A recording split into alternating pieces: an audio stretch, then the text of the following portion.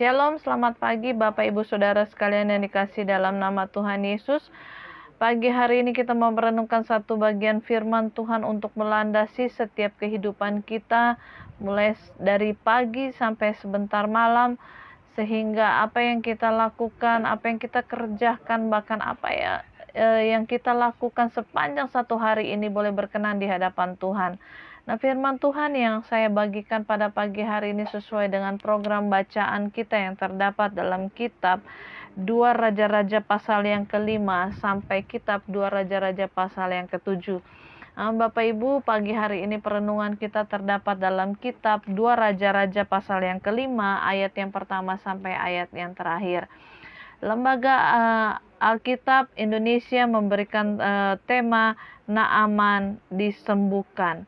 Namun pagi hari ini saya memberikan judul atau tema perenungan kita, ketaatan yang membawa berkat. Nah, Bapak Ibu Saudara sekalian, di dalam kitab 2 Raja-Raja pasal yang ke-5 ini dijelaskan ada seorang yang bernama Naaman. Naaman ini ialah panglima Raja Aram. Dia seorang yang sangat terpandang saat itu. Dia seorang yang sangat disayangi oleh tuan-tuannya. Bahkan bukan hanya tuan-tuannya saja yang menyayangi dia, tetapi Allah kita juga, Allah Israel sangat menyayangi Naaman. Oleh sebab itu, Naaman setiap kali dia berperang, dia selalu diberkati dan dia memperoleh kemenangan.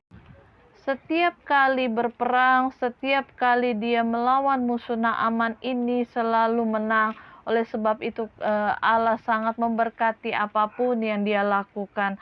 Namun apa yang terjadi suatu saat Naaman ini menderita satu penyakit, yaitu penyakit kusta. Nah, Bapak Ibu Saudara sekalian, pada zaman itu penyakit kusta belum ada obatnya.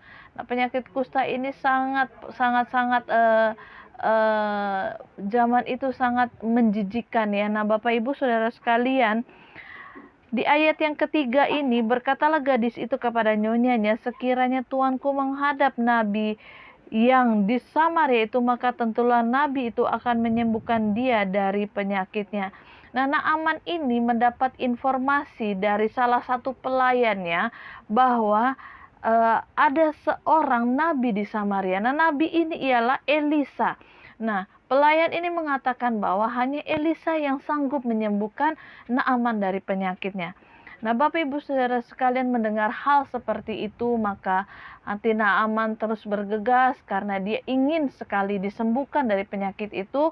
Kemudian di ayat yang ke-9, datanglah Naaman dengan kudanya dan keretanya lalu berhenti di depan rumah Elisa. Nah, Bapak Ibu Saudara sekalian, ketika dia berjalan dari tempatnya atau dari rumahnya menuju kediaman Elisa, ada satu semangat bahwa dia pasti sembuh. Dia yakin dia sembuh. Nah, ketika sampai di depan rumah Elisa, apa yang Naaman dapatkan? Nah, ayat yang ke-11, tetapi pergilah Naaman dengan gusar hati. Nah, gusar, dia kesal karena apa? Karena Elisa tidak menemui dia secara langsung. Elisa hanya menyuruh pelayannya untuk menyampaikan bahwa mandilah engkau di sungai Yordan, berendamlah engkau atau mandilah engkau di sungai Yordan dan berendamlah selama 7 kali. Nah, Bapak Ibu Saudara sekalian, Naaman saat itu berharap bahwa Elisa dapat menemuinya secara langsung. Tetapi apa yang dia dapatkan, dia hanya mendapat informasi dari pelayannya. Hatinya sangat gusar, hatinya sangat kesal. Mungkin saat itu dia juga marah. Nah, tetapi salah satu dari pelayannya juga memberi satu motivasi, memberi satu dorongan kepada Naaman. Dikatakan pada ayat yang ke-13 bahwa Bapak, seandainya nabi itu menyuruh perkara yang sukar kepadamu, bukankah Bapak akan melakukannya? Apalagi sekarang ia hanya berkata kepadamu, mandilah dan engkau akan menjadi tahir. Nah, ketika mendengar salah satu pelayannya berkata seperti itu, maka hati Naaman pun menurut. Nah, Bapak Ibu Saudara sekalian, oleh karena ada satu ketaatan yang terjadi di dalam hati Naaman, dan dia menurut apa yang dikatakan pelayan itu, bahkan pelayan dari Elisa.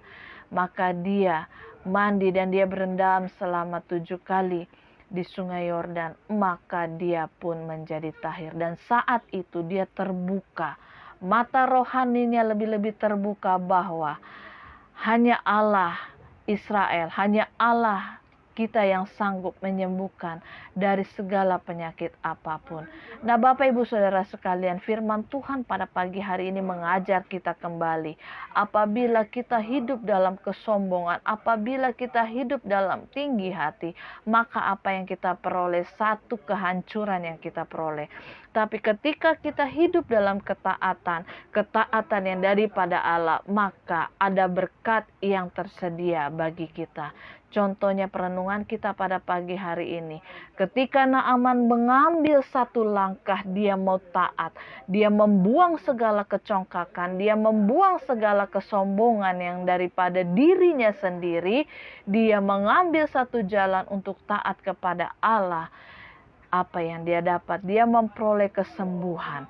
Nah, Bapak Ibu Saudara sekalian, firman Tuhan pada pagi hari mengajar kita kembali untuk kita taat supaya kita memperoleh berkat yang daripada Tuhan. Amin. Shalom, selamat pagi. Tuhan Yesus memberkati.